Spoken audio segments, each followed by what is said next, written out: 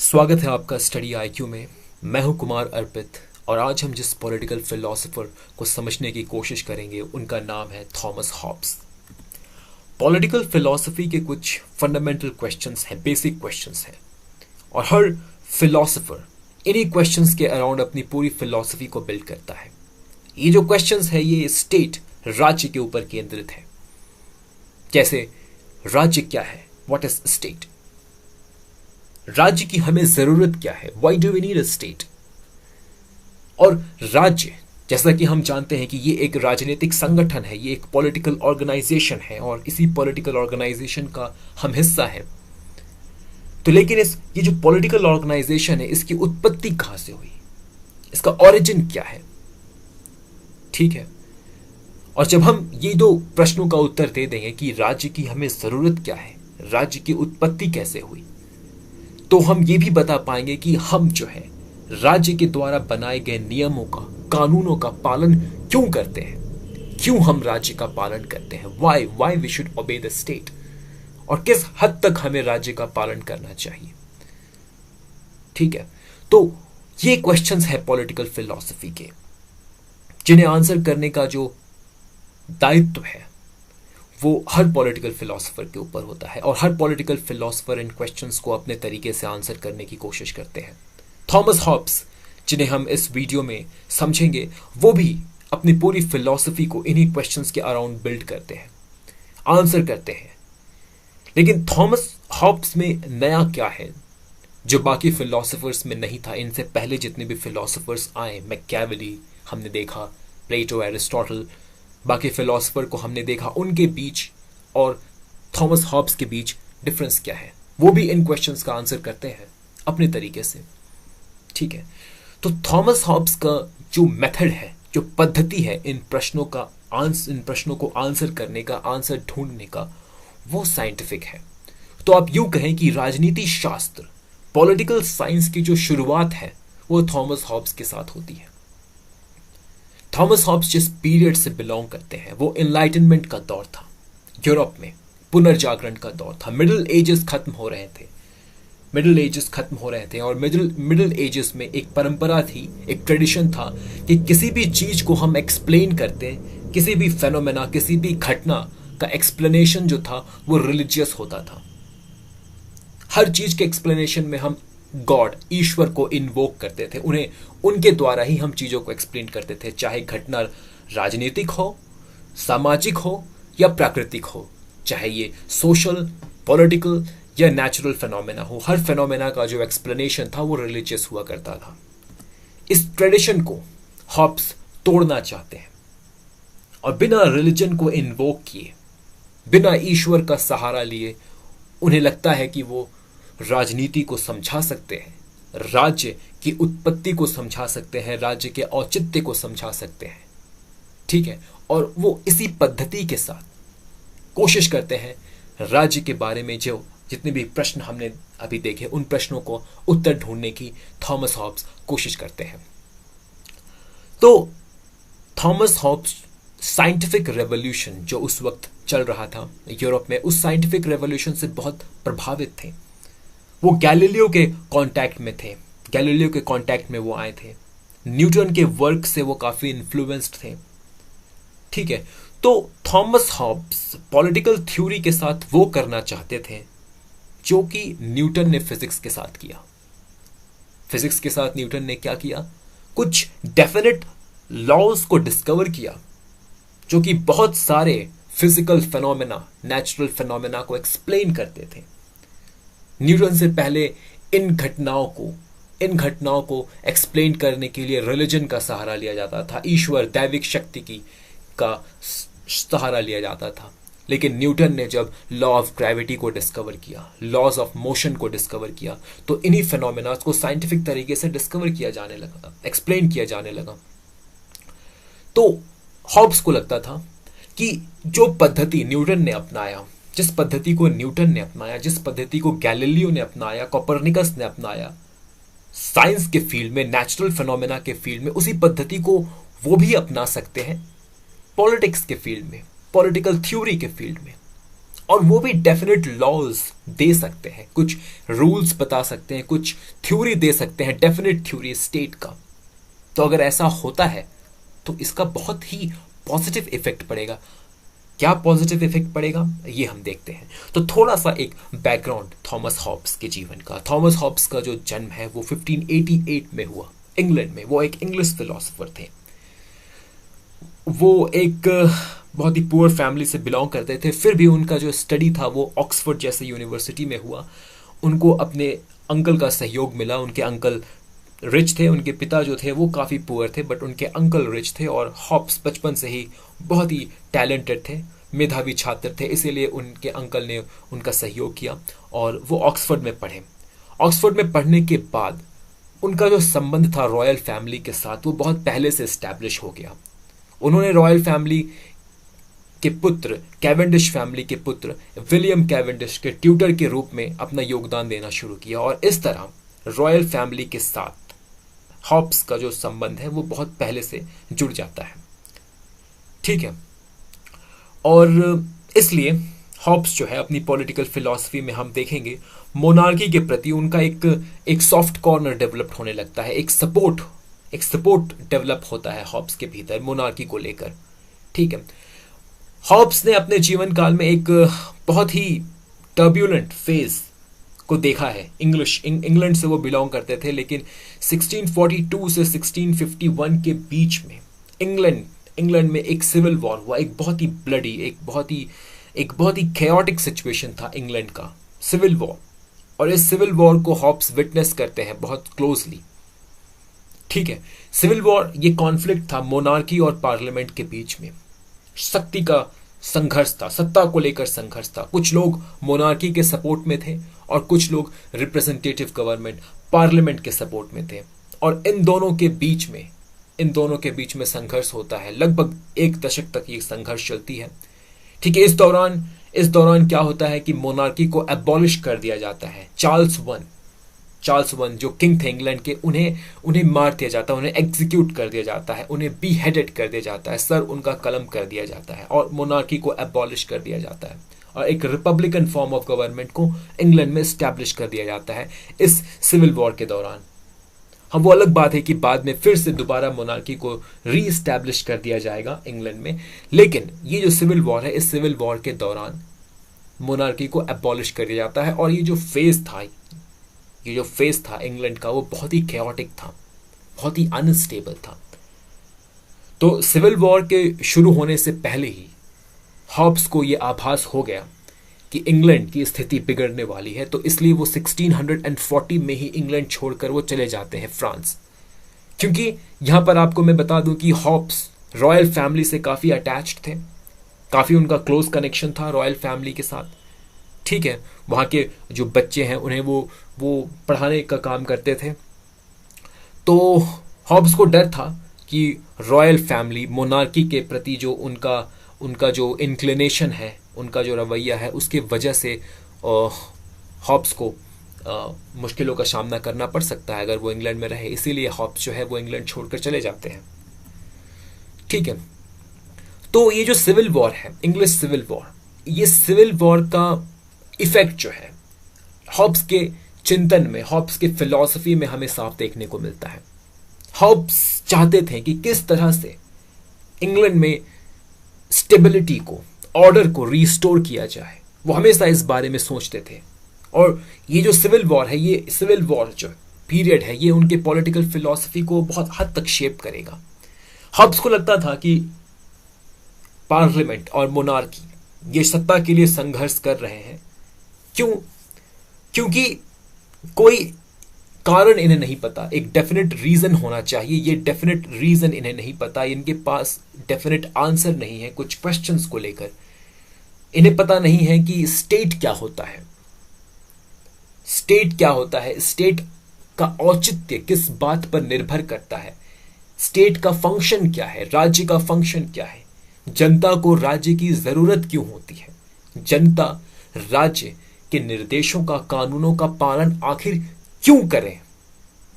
तो हॉब्स को लगता था कि राज्य से जुड़ा हुआ कोई एक निश्चित सिद्धांत नहीं है, कोई निश्चित नियम नहीं है, ये जो प्रश्न मैंने आपसे पूछे, इन प्रश्नों का कोई निश्चित उत्तर नहीं है। शायद इसलिए लोग लड़ रहे हैं।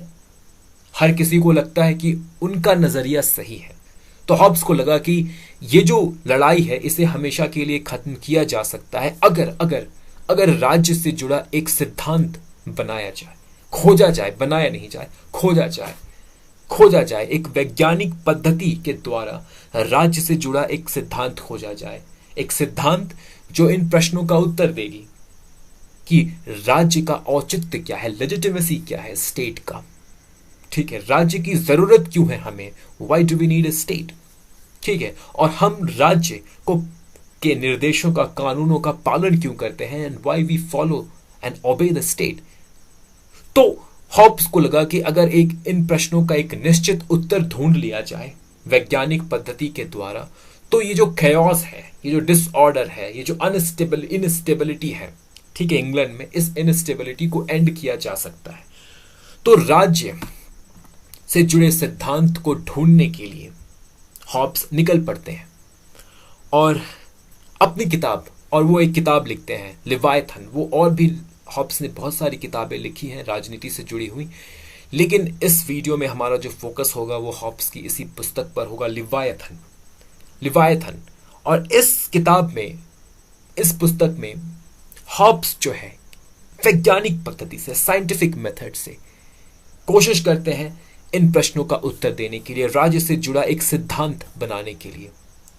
ठीक है, जो हमें ये बताएगा कि हमें राज्य की जरूरत क्यों है, हम राज्य का पालन क्यों करें, राज्य की उत्पत्ति कैसे होती है। इन प्रश्नों का उत्तर ढूंढने के लिए हॉब्स इस किताब को लिखते हैं।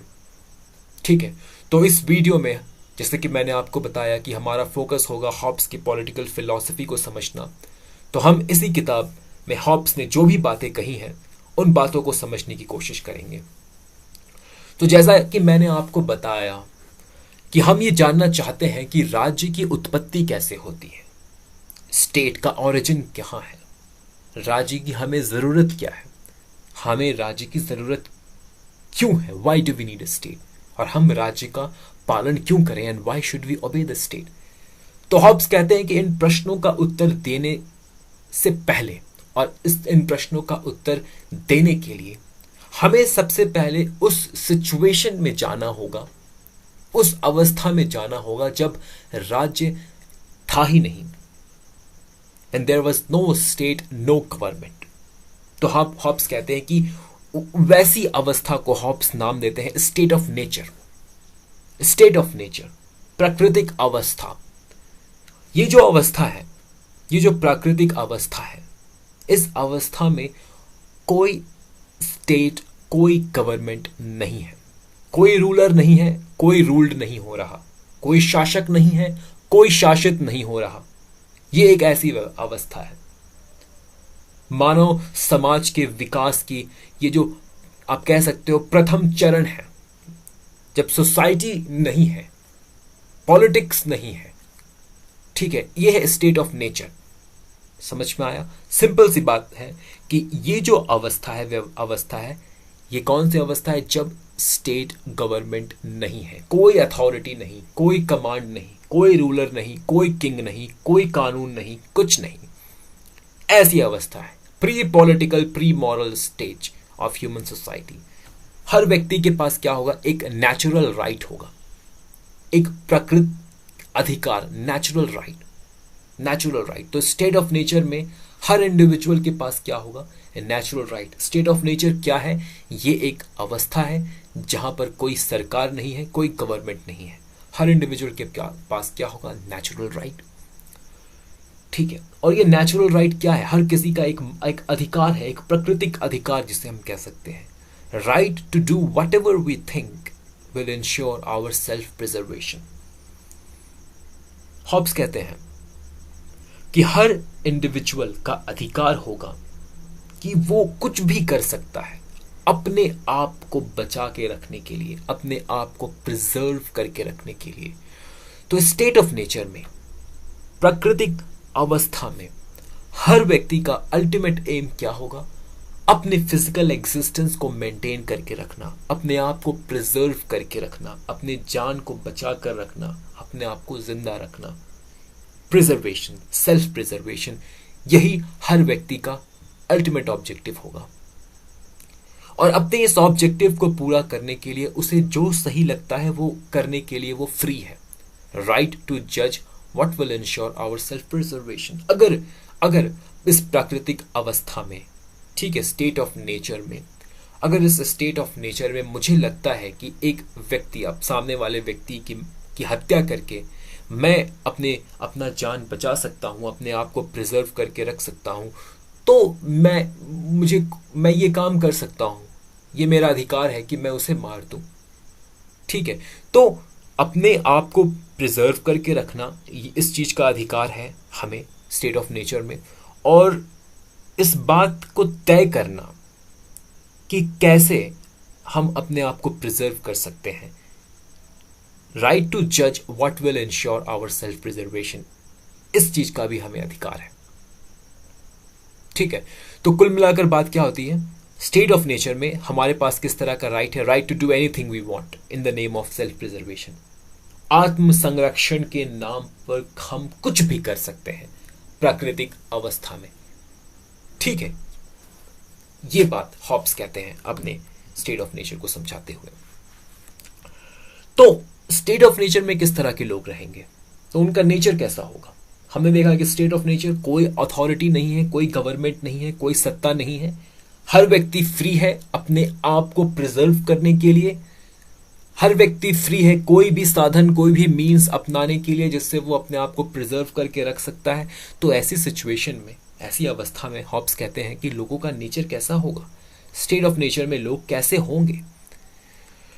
तो हॉब्स कहते हैं कि दो मोटिव से लोग वो ड्रिवन होंगे। दो मोटिव्स होगा लोगों का, एक डिजायर और एक अवर्शन। डिजायर मतलब कामना, चीजों की कामना, अच्छी चीजों की कामना। हर व्यक्ति हर वो चीज चाहेगा जो अच्छा है, जिससे उसे आनंद मिलता है, सुख की प्राप्ति होती है, खुशी की अनुभूति होती है, वैसे हर चीज की वो डिजायर करेगा। और एवर्शन मतलब दूर जाना, और हर वो वैसे चीज से वो दूर जाना चाहेगा जिससे उसे तकलीफ होती है, दर्द होती है, कष्ट होता है, पीड़ा होती है। तो ये दो मोटिव्स है, डिजायर और एवर्शन। हम डिजायर करेंगे उन चीजों के लिए जो अच्छे हैं, और हम एवर्शन दैट मीन्स दूर जाएंगे वैसे चीजों से जो बुरे हैं, जिससे हमें तकलीफ होती है, दर्द होता है। ठीक है, फिर हॉब्स ये भी कहते हैं कि ये जो स्टेट ऑफ नेचर है, यहाँ पे जितने भी लोग होंगे हर कोई इक्वल होगा। इक्वल इन द सेंस कि स्ट्रेंथ में। इसका ये मतलब नहीं कि हर कोई 6 फीट का होगा, हर कोई के पास मसल्स होंगे, ऐसा नहीं है। कोई फिजिकली स्ट्रांग है तो कोई फिजिकली स्ट्रांग नहीं है, तो जो फिजिकली स्ट्रांग नहीं है वो मेंटली स्ट्रांग होगा। ठीक है, मेरे पास फिजिकल स्ट्रेंथ नहीं है, मैं 4.5 फीट का हूं, मेरा बॉडी बहुत ही लीन है, थिन है, लेकिन मेरा दिमाग बहुत तेज है। तो आपके फिजिकल स्ट्रेंथ नहीं होने के एब्सेंस को कंपनसेट क्या करता है, आपका मेंटल स्ट्रेंथ। उसी तरह किसी में मेंटल स्ट्रेंथ नहीं है तो फिजिकल स्ट्रेंथ ज्यादा है। तो इस तरह अगर हम देखें तो हर कोई इक्वल होता है स्ट्रेंथ के मामले में। दैट मीन्स कि हर कोई डिजायर करने के लिए केपेबल है, अपने लिए अच्छी चीजें डिजायर करने के लिए केपेबल है। लेकिन जो सोसाइटी है, जो स्टेट ऑफ नेचर है, सॉरी, जो स्टेट है, जो नेचर है, वहां पर जो चीजें हैं अवेलेबल है, ठीक है, जिन्हें हम डिजायर कर सकते हैं, वो लिमिटेड है, स्केर्स है, और हर कोई उन चीजों को चाहता है। उन लिमिटेड रिसोर्सेस का डिजायर हर कोई करता है। तो सिचुएशन क्या होगा, सिचुएशन होगा कंपटीशन का। रिसोर्सेस स्केर्स है, हर कोई डिजायर करना चाहता है, हर कोई इक्वली पावरफुल है, हर कोई का एक ही ऑब्जेक्टिव है, सेल्फ प्रिजर्वेशन, अपने आप को प्रिजर्व करके रखना, मेंटेन करके रखना, और उसके लिए हर कोई रिसोर्सेस चाहता है। कोई अथॉरिटी नहीं है, कोई गवर्नमेंट नहीं है, कोई कानून नहीं, कोई शासन नहीं। तो ऑब्वियस सी बात है, कॉन्फ्लिक्ट होगा, कंपटीशन होगा लोगों के बीच में। ठीक है, और यहां पर कोई जस्टिस, कोई मोरालिटी है ही नहीं, कोई मोरालिटी का कोई कंसेप्ट है ही नहीं, क्योंकि कोई लॉ है नहीं, कोई स्टैंडर्ड है ही नहीं कि लोग अपने एक्शन को जज करें कि ये सही है, ये गलत है। उस तरह का निर्धारण करने का कोई मापदंड नहीं है, कुछ नहीं है। तो ये है स्टेट ऑफ नेचर, जहां पर लोग सेल्फिश होंगे, इनसिक्योर होंगे, क्वारलसम होंगे। लेकिन हॉब्स कहते हैं कि ये जितनी भी क्वालिटीज मैं बता रहा हूं ये सच है, लेकिन लोग रैशनल भी होंगे। रैशनल मतलब विवेकशील होंगे। मानव ह्यूमन बीइंग होने की वजह से ही लोग विवेकशील भी होंगे। They will be rational. ठीक है, तो स्टेट ऑफ नेचर को डिफाइन करते हुए हॉब्स लिखते हैं कि state of nature is a war of every man against every man in which the life of a man is solitary, poor, nasty, brutish and short. Famous quotation Hobbes का। तो कैसा situation होगा state of nature में? War of every man against every man, conflict.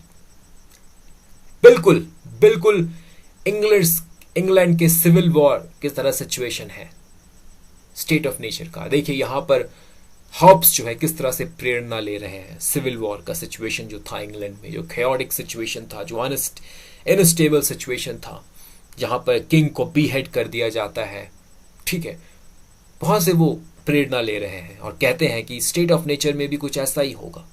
War of everyone against everyone, conflict, competition, war. और लोगों का जीवन कैसा होगा? लोगों को हमेशा अपने जीवन को लेकर डर बना रहेगा कि आज जिंदा है, कल जिंदा रहे कि नहीं रहे कुछ पता नहीं। कोई अथॉरिटी नहीं है, कोई गवर्नमेंट नहीं है, कुछ नहीं है। हर कोई अपने सेल्फ प्रिजर्वेशन के पीछे लगा हुआ है। हर कोई को लगता है कि उसका तरीका सही है। हर कोई फ्री है जज करने के लिए कि वो जो सोचता है वो सही है। ठीक है, कोई मोरालिटी नहीं, कोई जस्टिस का कंसेप्ट नहीं। तो यहां पर लोगों का जीवन कैसा होगा? सॉलिटरी मतलब कोई दोस्त नहीं, कोई फैमिली नहीं, अकेला। पुअर मतलब कोई यहां पर डेवलपमेंट का स्कोप है ही नहीं है। नास्टी, ब्रूटिश, भयानक, ठीक है, क्रूअल और शॉर्ट। कब जीवन खत्म हो जाए, कब मेरी मृत्यु हो जाए, कब मुझे वो मार दे, किसी को नहीं पता। ठीक है, तो ये जो सिचुएशन है यहां पर कोई मोरालिटी नहीं होगी, कोई जस्टिस नहीं, कोई इंडस्ट्री, कोई सिविलाइजेशन, कोई डेवलपमेंट का स्कोप, कुछ नहीं।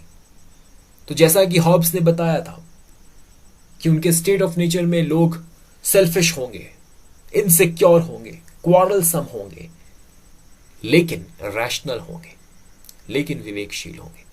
तो हॉब्स कहते हैं कि कोई भी विवेकशील प्राणी ऐसी अवस्था में रहना पसंद नहीं करेगा। स्टेट ऑफ नेचर में कोई भी विवेकशील प्राणी रहना पसंद नहीं करेगा। हर कोई चाहेगा, वो जो विवेकशील है, कि इस स्टेट ऑफ नेचर से बाहर निकला जाए। इस स्टेट ऑफ नेचर जहां पर कोई सरकार नहीं, कोई ऑर्डर नहीं, कुछ नहीं, जहां पर जीवन का कोई भरोसा नहीं, कब आपका जीवन चला जाए। क्योंकि जैसा कि मैंने आपको बताया कि व्यक्ति का जो अल्टीमेट ऑब्जेक्टिव है वो सेल्फ प्रिजर्वेशन है। अपने जीवन को संरक्षित करके रखना है, बचा कर रखना है, यही अल्टीमेट ऑब्जेक्टिव है। और स्टेट ऑफ नेचर में वो ये कर नहीं पा रहा, क्योंकि टोटल डिसऑर्डर है यहाँ पर। तो कोई भी rational person state of nature में रहना पसंद नहीं करेगा। तो स्टेट ऑफ नेचर से बाहर कैसे निकला जाए? कैसे स्टेट ऑफ नेचर को अवॉइड किया जाए? लोगों को रास्ता मिलेगा। और लोग क्या डिस्कवर करेंगे? अचानक लोगों को डिस्कवर होगा एक नेचुरल लॉ, नेचुरल राइट तो पता है लोगों को अपना प्राकृतिक अधिकार तो पता है, लेकिन स्टेट ऑफ नेचर से निकलने के लिए लोगों का मदद कौन करेगा? एक नेचुरल लॉ को लोग डिस्कवर करेंगे, बनाएंगे नहीं। देखिए यहां मैं आपको समझाना चाहूंगा कि नेचुरल लॉ का मतलब क्या होता है। हॉब्स के अनुसार, और भी बहुत सारे फिलोसोफर हैं, उन्होंने भी नेचुरल लॉ को समझाया। उनके अनुसार नेचुरल लॉ का मतलब क्या होता है? देखिए, कुछ कानून, कुछ लॉज जो है वो ईश्वर के द्वारा बनाए जाते हैं और रिवील किए जाते हैं, मनुष्यों को बताए जाते हैं, जिसे कहते हैं डिवाइन लॉज, दैविक कानून। ईश्वर ने बनाया और रिवील कर दिया, बता दिया।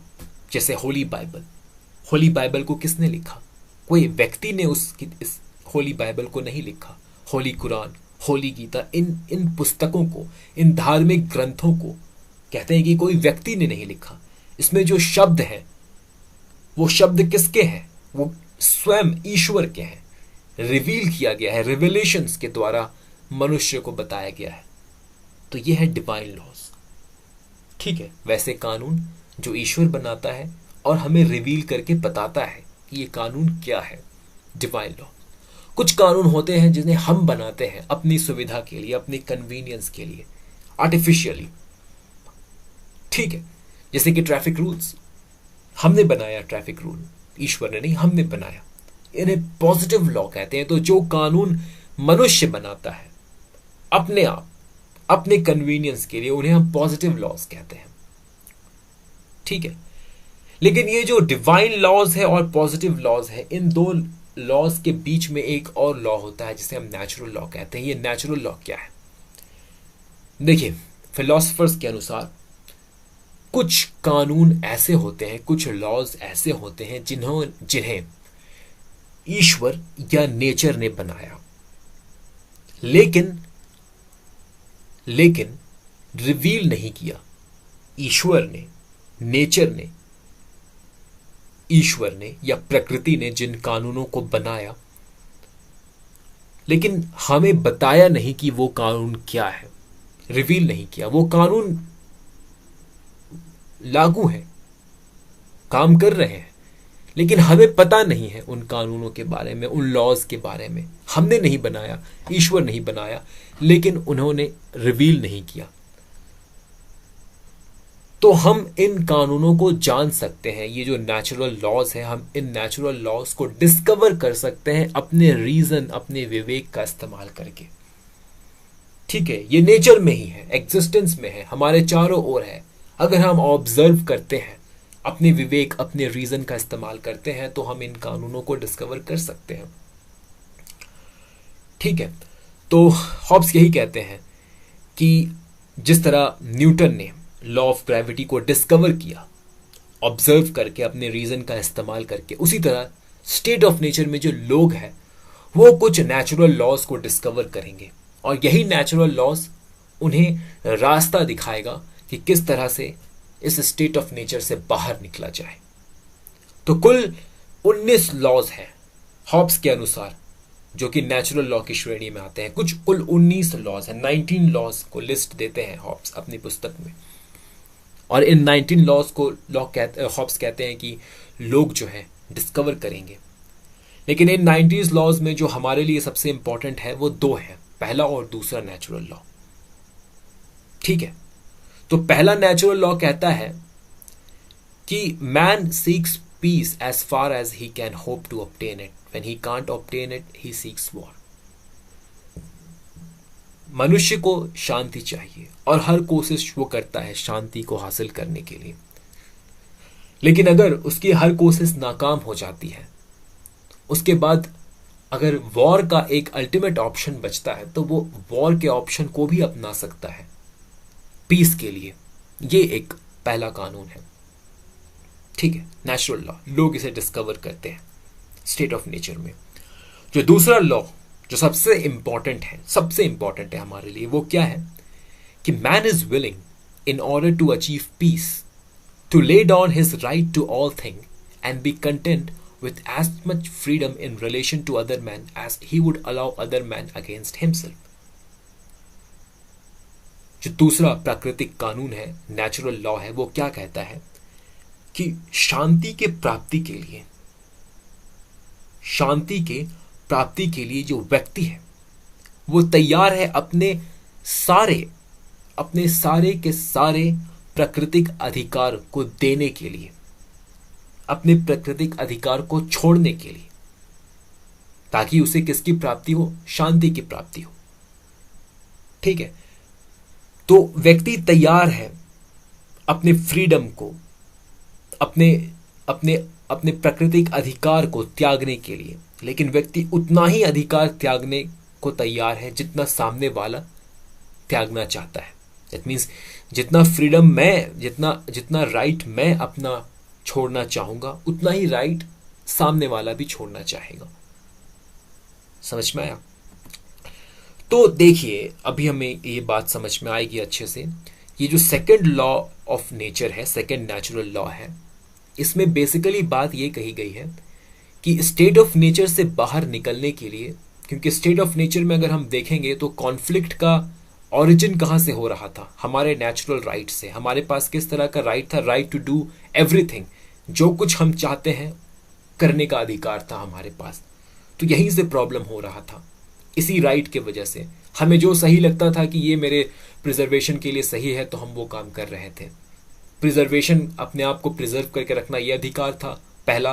दूसरा अधिकार ये था कि आपको जो सही लगता है, आपके सेल्फ प्रिजर्वेशन के पॉइंट ऑफ व्यू से आपको जो सही लगता है, आप उस काम को करने के लिए फ्री हो, ये दूसरा अधिकार था।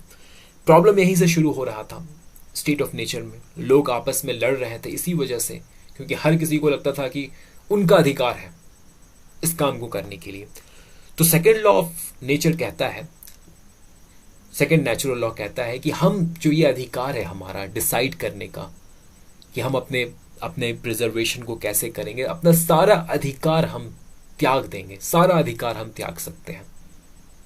ठीक है, सिर्फ अपने पास एक अधिकार रखेंगे, राइट टू प्रिजर्व आवरसेल्फ। बाकी हमारा जितना अधिकार था, अधिकार राइट टू जज डिफरेंट थिंग्स, उन सारे अधिकारों को हम त्याग देंगे। ठीक है, ये सेकेंड लॉ कहता है, नेचुरल, सेकेंड नेचुरल लॉ कहता है।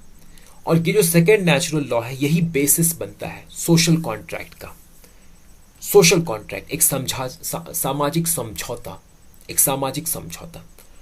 तो ये सामाजिक समझौता क्या है? लोग जो है स्टेट ऑफ नेचर से बाहर निकलने के लिए मिलकर एक एग्रीमेंट करते हैं। ये एक तरह का एग्रीमेंट है, एक एग्रीमेंट करते हैं कि वो अपना अपना सारा अधिकार त्याग देंगे, छोड़ देंगे।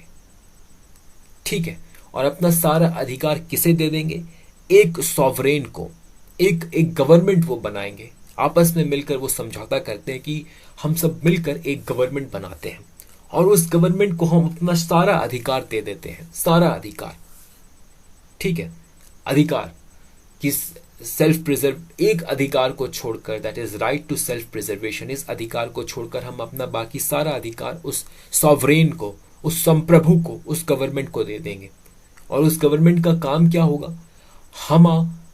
हम सबको स्टेट ऑफ नेचर से बाहर निकालना, जो केओस है, जो लॉलेसनेस है, जो डिसऑर्डर है, इसे खत्म करना, ये काम होगा। ठीक है, तो लोग इस सोशल कॉन्ट्रैक्ट में क्या डिसाइड करते हैं? अपना सारा नेचुरल राइट को त्यागने का डिसाइड करते हैं। सिर्फ एक नेचुरल राइट अपने पास रखते हैं, राइट टू सेल्फ प्रिजर्वेशन। क्योंकि अल्टीमेट ऑब्जेक्टिव क्या है? अपने जीवन को बचा कर रखना।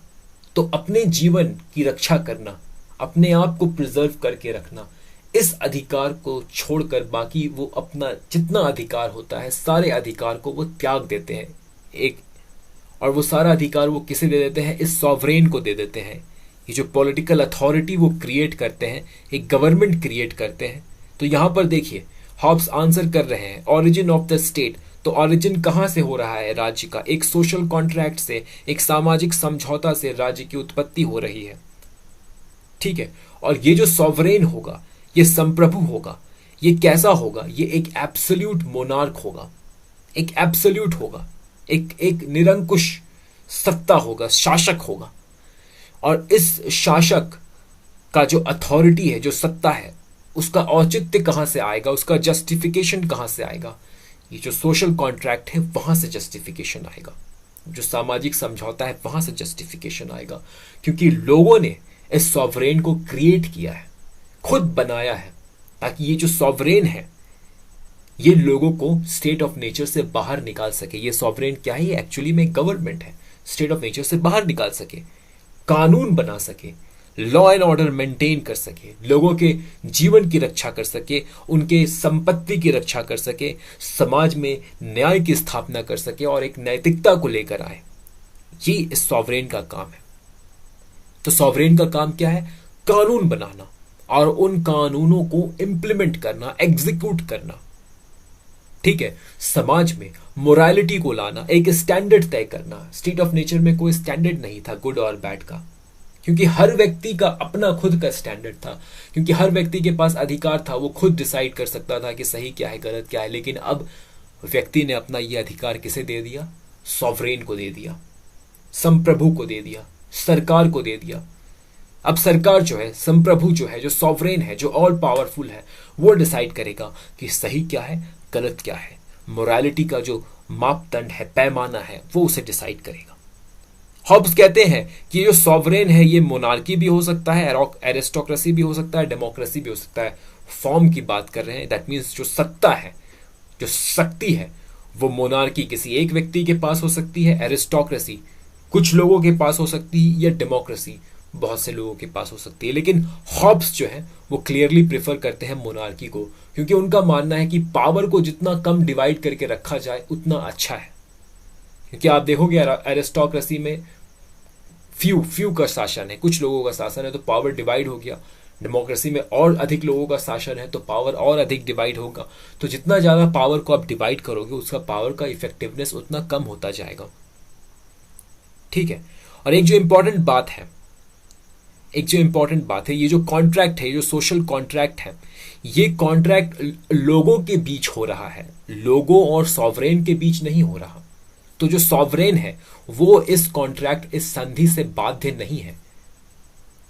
सॉवरेन बाध्य नहीं है, क्योंकि लोग आपस में कॉन्ट्रैक्ट करते हैं, आपस में एग्रीमेंट करते हैं कि हम मिलकर अब जा रहे हैं क्या करने के लिए, एक संप्रभु को बनाने के लिए, एक आर्टिफिशियल अथॉरिटी को क्रिएट करने के लिए, जो अथॉरिटी हमें स्टेट ऑफ नेचर से बाहर निकालेगा।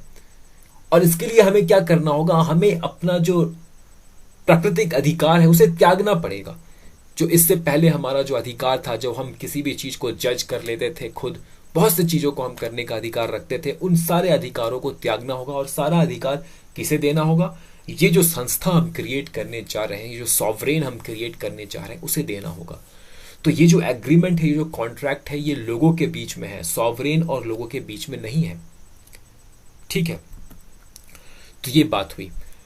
तो क्योंकि ये सॉवरेन है, हमने इसे क्रिएट किया, लॉ एंड ऑर्डर मेंटेन करने के लिए क्रिएट किया, कैओटिक सिचुएशन, इनस्टेबिलिटी को समाप्त करने के लिए क्रिएट किया, हम लोगों को जो स्टेट ऑफ नेचर है उससे बाहर निकालने के लिए क्रिएट किया।